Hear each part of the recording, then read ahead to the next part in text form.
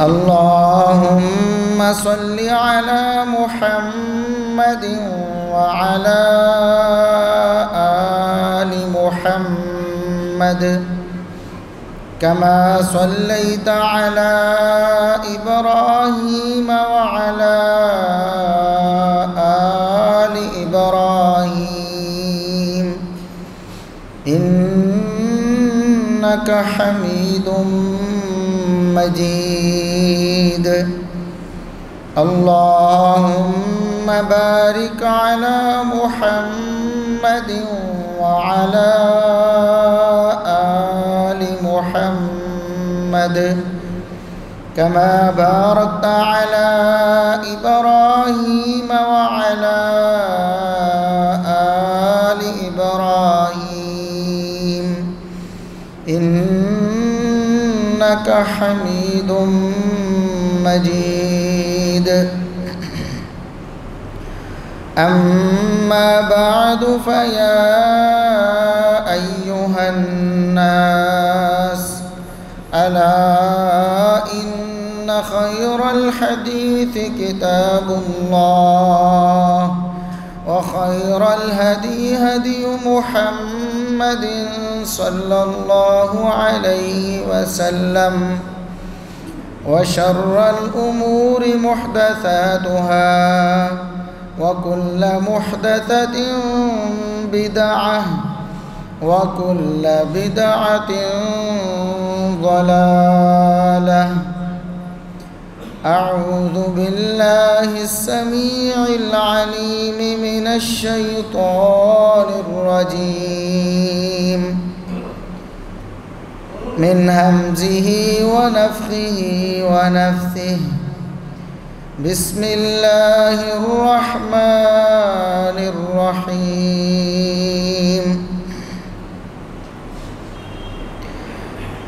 يا أيها الذين آمنوا كتب عليكم الصيام كما كتب على الذين من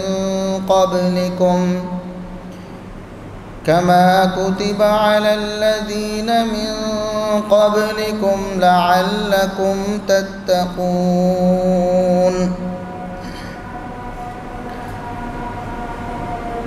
انتہائی قابل احترام بزرگوں، عزیز نوجوان ساتھیوں، معززات مکرمات اسلامی ماں اور بہنوں، ہر قسم کی حمد و ثنا، تعریف و تمجید، کبریائی، بڑائی، رفعت اور عظمت اللہ رب العزت کے لیے جو پوری کائنات کا خالق و مالک ہے. بے شمار لا تعداد بے حد و حساب درود و سلام پیغمبر آخر الزماں، محسن انسانیت، محسن کائنات جناب محمد الرسول اللہ صلی اللہ علیہ وسلم کی ذات اقدس پر. شعبان کا مہینہ شروع ہو چکا ہے. اس سے اگلا مہینہ رمضان المبارک کا ہے. شعبان کا مہینہ ایک خاص فضیلت کا حامل ہے. وہ یہ کہ رسول اللہ صلی اللہ علیہ وسلم اس مہینے میں کثرت کے ساتھ نفلی روزوں کا اہتمام کرتے تھے. کسی بھی مہینے میں آپ اتنے نفلی روزے نہیں رکھتے تھے جتنے شعبان میں آپ نفلی روزے رکھتے تھے.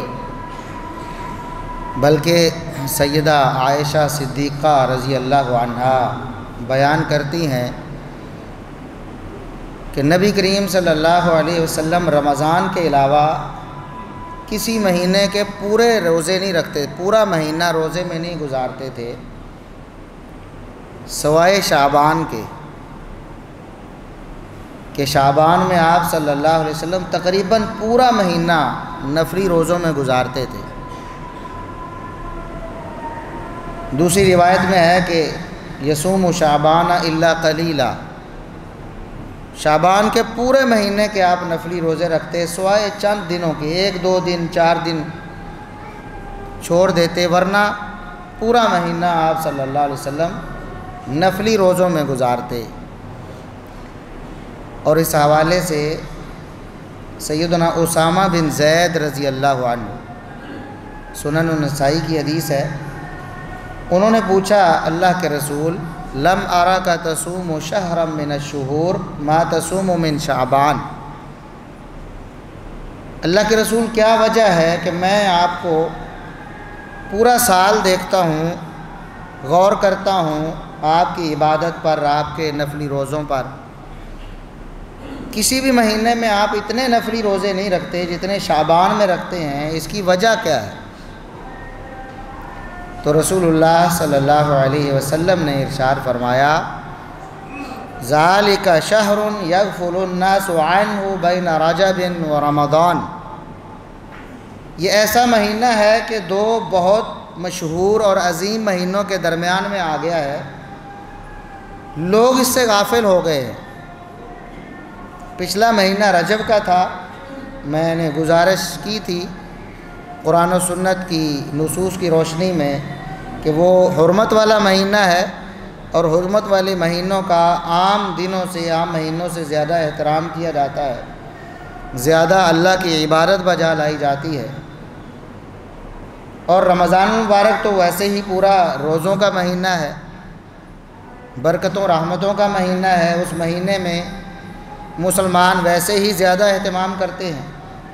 تو ایک رجب ہے حرمت والا مہینہ، ایک رمضان ہے روزوں والا مہینہ، درمیان میں شعبان کا مہینہ ہے، تو لوگ ان دو مہینوں کی طرف توجہ کرنے کی وجہ سے اس درمیانے مہینے سے غافل رہ جاتے ہیں، اس میں نسبتاً کم عبادت کر پاتے ہیں، ان کے ذہن میں شعبان کے حوالے سے وہ عظمت نہیں رہتی، وہ اہتمام عبادت کا نہیں رہتا، تو اس لیے اس مہینے کو زیادہ اہتمام دینے کی ضرورت ہے۔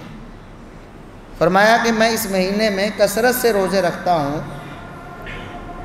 اور آگے اللہ کے رسول صلی اللہ علیہ وسلم نے فرمایا کہ وَذَلِكَ شَهْرٌ تُرْفَعُ الْأَعْمَالُ فِيهِ إِلَىٰ رَبِّ الْعَالَمِينَ، شعبان ایسا مہینہ ہے کہ پورے سال کے اعمال اس مہینے میں اللہ رب العزت کے ہاں پیش کیے جاتے ہیں۔ اعمال اللہ کے ہاں پیش ہونا، اس کے مختلف درجات ہیں، مختلف اوقات میں پیش ہوتے ہیں، ہفتے بعد بھی پیش ہوتے ہیں، مہینے بعد بھی، سال بعد بھی۔ تو سال بعد اس مہینے شعبان میں اعمال جمع کر کے پورے سال کے اللہ رب العزت کے سامنے پیش کیے جاتے ہیں۔ تو اللہ کے رسول صلی اللہ علیہ وسلم نے فرمایا فَأُحِبُّ أَن يُرْفَعَ عَمَلِي وَأَنَا صَائِمٌ، مجھے یہ بات پسند ہے کہ جب میرے اعمال اللہ رب العزت کے سامنے پیش کیے جائیں تو اس وقت میرا آخری عمل روزہ ہو، میں اس وقت روزے کی حالت میں ہوں اور میرے اعمال اللہ رب العزت کے سامنے پیش کیے جائیں، کیونکہ روزہ بڑا عظیم الشان عمل ہے، بہت عظیم الشان عمل ہے، اللہ کے ہاں بہت قابل قدر عمل ہے، اور بہت زیادہ اجر والا عمل ہے۔ بالکل ایسے ہی جیسے رسول اللہ صلی اللہ علیہ وسلم نے فرمایا کہ دن میں 2 دفعہ فرشتوں کی ڈیوٹیاں تبدیل ہوتی ہیں، دن والے فرشتے الگ ہیں، رات والے فرشتے الگ ہیں،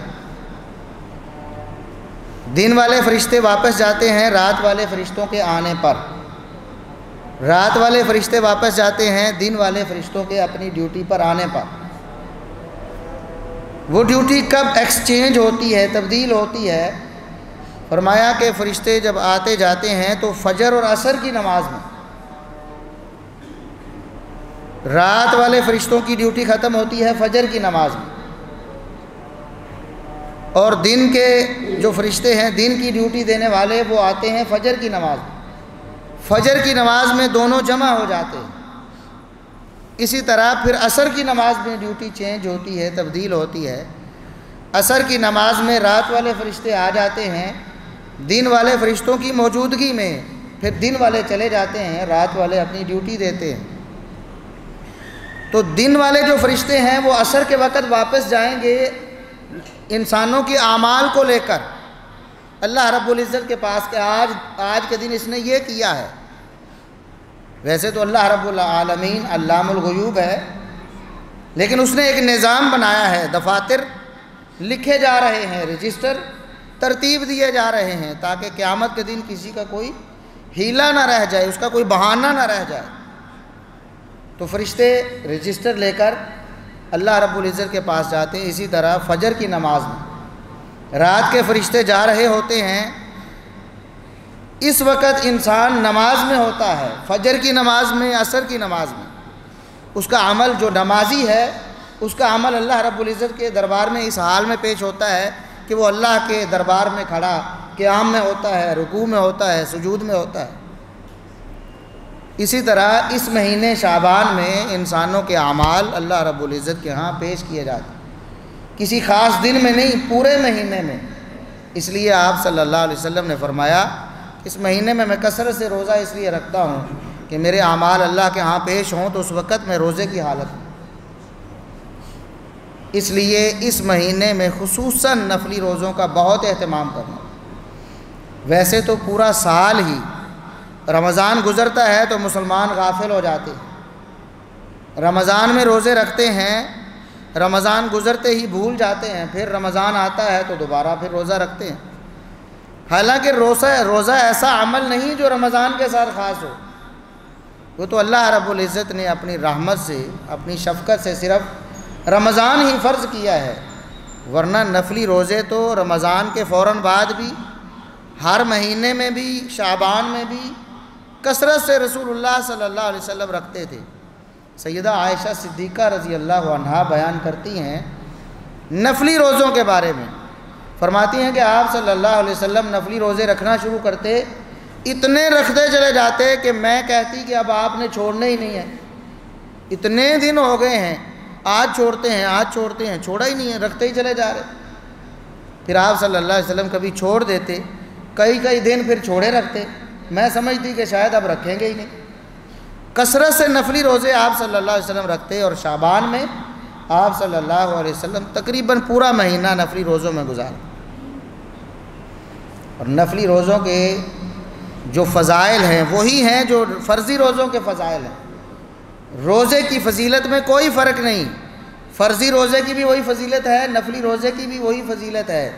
فرق صرف اتنا ہے کہ وہ اللہ نے فرض کر دیے ہیں، ان کو چھوڑیں گے تو اللہ کے ہاں مجرم بن جائیں گے، گناہگار ہو جائیں گے، جہنم میں چلے جائیں گے۔ نفلی روزے کو چھوڑیں گے تو ایسا نہیں ہے، باقی فضائل سارے وہی، فوائد وہی سارے، ثمرات وہی سارے۔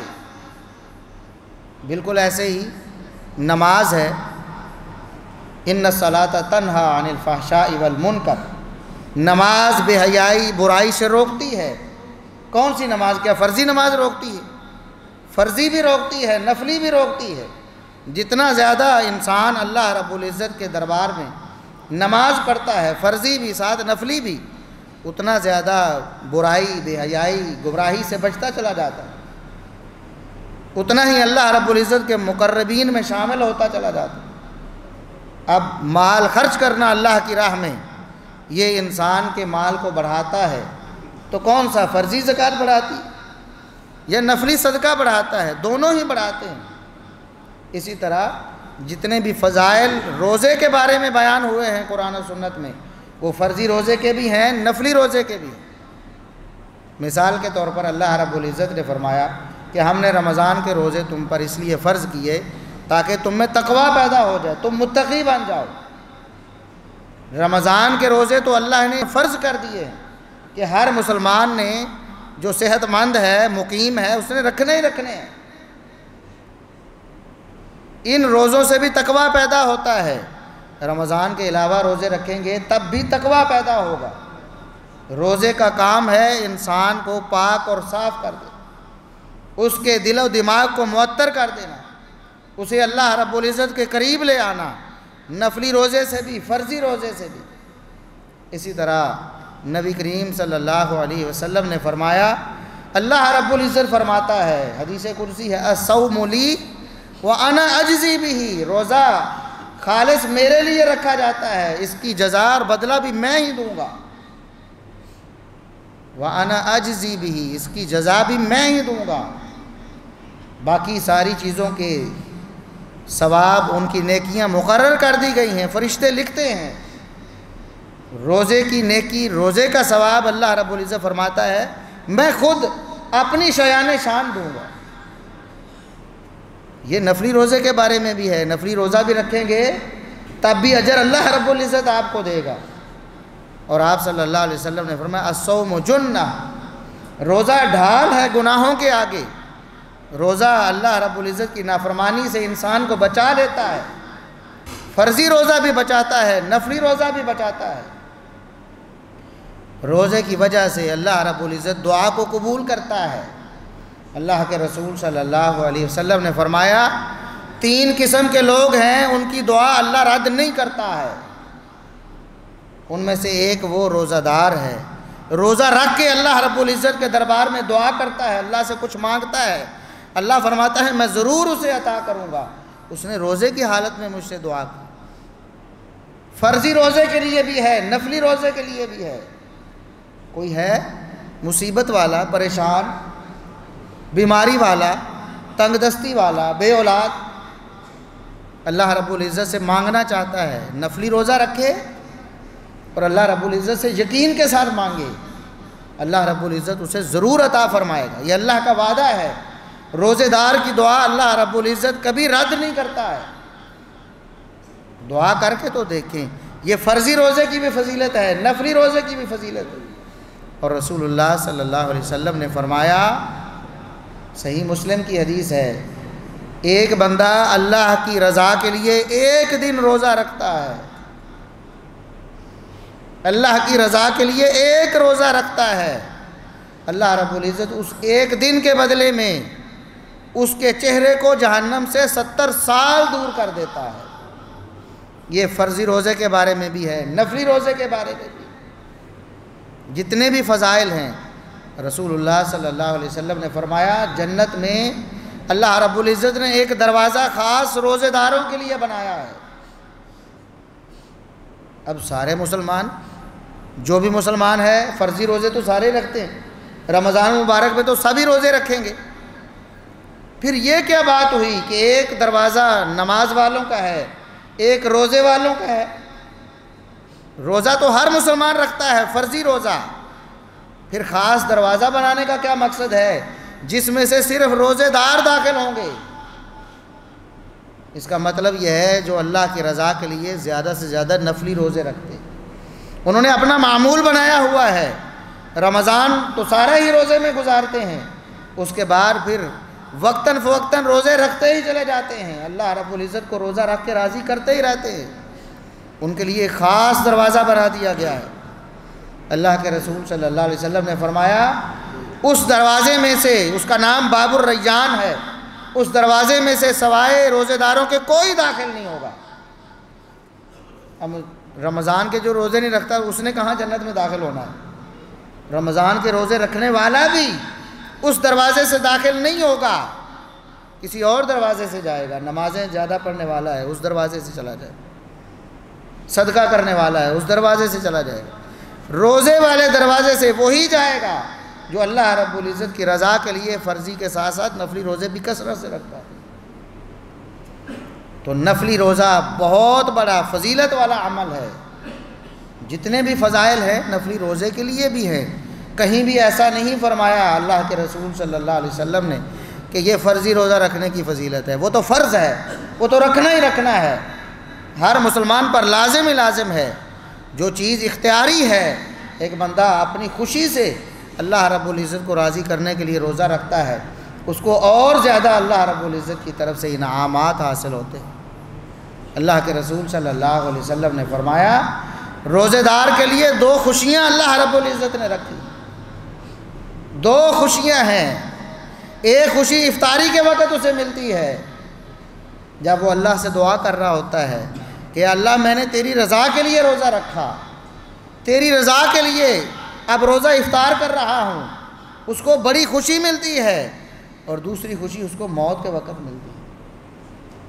دوسری خوشی اللہ رب العزت نے آخرت کی خوشی اس کے لیے رکھی ہے، دنیا میں بھی اس کو اطمینان اور سکون حاصل ہوتا ہے۔ آج تو سائنس بھی کہتی ہے، سائنس کہتی ہے کہ اگر آپ نے اپنے آپ کو تندرست رکھنا ہے، خصوصاً دل کے معاملے میں اپنے دل کو اچھا رکھنا ہے، مضبوط رکھنا ہے، توانا رکھنا ہے، تو اس کے لیے روزہ سب سے بیسٹ آپشن ہے۔ وہ بھی اس کو فاسٹنگ ہی کہتے ہیں، کہتے اس کو وہ بھی روزہ ہی ہیں، لیکن وہ کس لیے رکھیں گے؟ ہماری صحت اچھی ہو جائے۔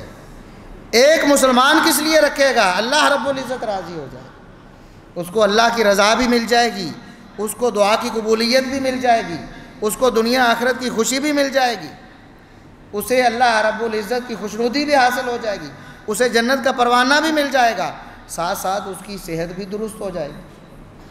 اور رسول اللہ صلی اللہ علیہ وسلم نے بڑی ہی ترغیب دی ہے۔ آپ غور کریں رسول اللہ صلی اللہ علیہ وسلم کی تعلیمات پر اور فرامین پر، آپ کا منشا یہ تھا، آپ کا مقصود یہ تھا، آپ کا مدعا یہ تھا کہ مسلمان سارا سال کسی نہ کسی طریقے سے روزے میں رہیں، روزہ رکھتے رہیں۔ رمضان گزرا ہے تو آپ صلی اللہ علیہ وسلم نے فرمایا کہ جو بندہ شوال کے 6 روزے رکھے گا، گویا کہ اس نے پوری زندگی روزے رکھے، رمضان بھی رکھا، رمضان کے بعد 6 روزے اور رکھ لیے شوال میں، تو گویا اس کا پورا سال روزے میں گزرا ہے۔ اگلے سال پھر رمضان رکھے گا اور شوال کے روزے رکھے گا، گویا کہ اگلا سال بھی پورا اس کا روزے میں گزرا ہے۔ اس کو اللہ رب العزت ایسا اجر دیں گے، رکھ تو وہ 6 روزے رکھ رہا ہے فرضی کے علاوہ، لیکن اللہ رب العزت اس کو پورے سال کے روزوں کے ثواب دے۔ کیسی ترغیب ہے! ابھی رمضان گزرا ہے، نبی کریم صلی اللہ علیہ وسلم نے فوراً 6 روزوں کی ترغیب دی ہے کہ مسلمان اس سے غافل نہ ہو جائے۔ پورا مہینہ روزہ رکھ کر جو آپ نے ٹریننگ حاصل کی ہے، کہیں پھر سارا سال چھوڑ کر اس کا اثر ضائع ہی نہ کر دیں۔ اسی طرح رسول اللہ صلی اللہ علیہ وسلم نے سوموار اور جمعرات کے روزے کی فضیلت بتائی ہے اور اس روزے کی ترغیب دی ہے مسلمانوں کو، سوموار اور جمعرات کا روزہ رکھو۔ اسی طرح آپ صلی اللہ علیہ وسلم نے مہینے میں 3 روزوں کی ترغیب دی ہے، جنہیں ایام 20 کے روزے کہتے ہیں۔ وہ دن جن میں چاند زیادہ روشنی میں ہوتا ہے، 13، 14، 15، 14 کو پورے چوبن پہ ہوتا ہے، 13 ذرا سا کم، 15 ذرا سا کم، تقریباً پورا چاند ان 3 دنوں میں ہوتا ہے۔ ان 3 دنوں میں روزے رکھو، دنوں کو روزے رکھو، راتوں کو اللہ کی عبادت کرو۔ یہ 3 بڑے قیمتی دن ہیں، ہر مہینے میں روزے رکھو۔ یہ رسول اللہ صلی اللہ علیہ وسلم کی ترغیب ہے، اور آپ صلی اللہ علیہ وسلم یہ روزے رکھتے تھے، سوموار اور جمعرات کو بھی روزہ رکھتے، ایام 20 کے بھی روزے رکھتے، اس کے علاوہ بھی نفلی روزے رکھتے۔ اسی طرح ایک شخص ایام 20 کے روزے رکھ لیتا ہے، 3 روزے ہیں نا، 3 روزے ایک مہینے میں، رمضان میں تو آٹومیٹیکلی وہ روزوں کے اندر ہی آ جائیں، رمضان کے علاوہ ہر مہینے میں 3 روزے ہیں، اور اللہ رب العزت فرماتا ہے کہ ہر نیکی کو میں 10 گنا بڑھا کے دیتا ہوں، ہر نیکی 10 گنا بڑھا کے دیتا ہوں۔ جس طرح نماز ہے، فرمایا 50 اللہ رب العزت نے دیں، پھر تخفیف کر کے 5 رکھیں، فرمایا پڑھو گے 5 ثواب 50 کا ہی ملے گا، 10 سے ملٹیپلائی کر کے اللہ رب العزت ہر نیکی کا اجر دیتا ہے۔ یہ تو اللہ رب العزت نے قرآن میں بھی بتایا ہے، رسول اللہ صلی اللہ علیہ وسلم نے اپنے فرامین میں بھی بتایا، الحسنۃ بعشر امثالھا، کہ نیکی اللہ رب العزت 10 گنا زیادہ کر کے دیتا ہے۔ جب بندہ ایک نفلی روزہ رکھے گا اس کو 10 روزوں کا اجر ملے گا، 2 نفلی روزے رکھے گا 20 دنوں کے روزوں کا ثواب ملے گا، 3 نفلی روزے رکھے گا ایک مہینے میں تو پورا مہینہ ہی گویا اس نے اللہ رب العزت کے ہاں نفلی روزے میں گزارا ہے، اس کو پورے مہینے کے نفلی روزے کا اجر ملے گا۔ ہر مہینے میں رکھتا ہے تو ہر مہینہ اس کا اللہ رب العزت کے ہاں پورا کا پورا روزے میں لکھا جائے۔ رسول اللہ صلی اللہ علیہ وسلم نے صیام داؤد کی ترغیب دی ہے۔ ایک صحابی عبداللہ ابن عمر بن عاص رضی اللہ عنہما، بہت زیادہ روزے کا شوق ہے، بہت زیادہ روزے رکھتے ہیں، روزانہ ہی ترتیب سے رکھی چلے جاتے ہیں، بہت زیادہ عبادت کرتے ہیں، ساری رات اللہ کی عبادت میں گزارتے ہیں، بہت زیادہ قرآن پڑھتے ہیں، سارا دن پڑھے چلے جاتے ہیں۔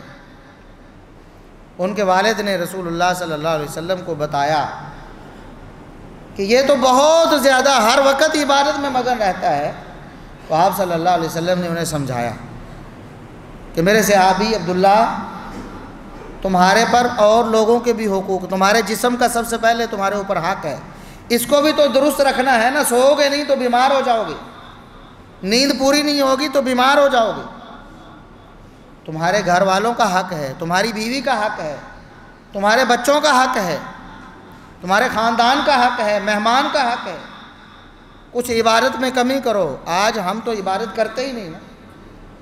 صحابہ کرام کو اتنا شوق ہے کہ رسول اللہ صلی اللہ علیہ وسلم کو روکنا پڑتا ہے، میرے صحابہ تھوڑا کم کرو۔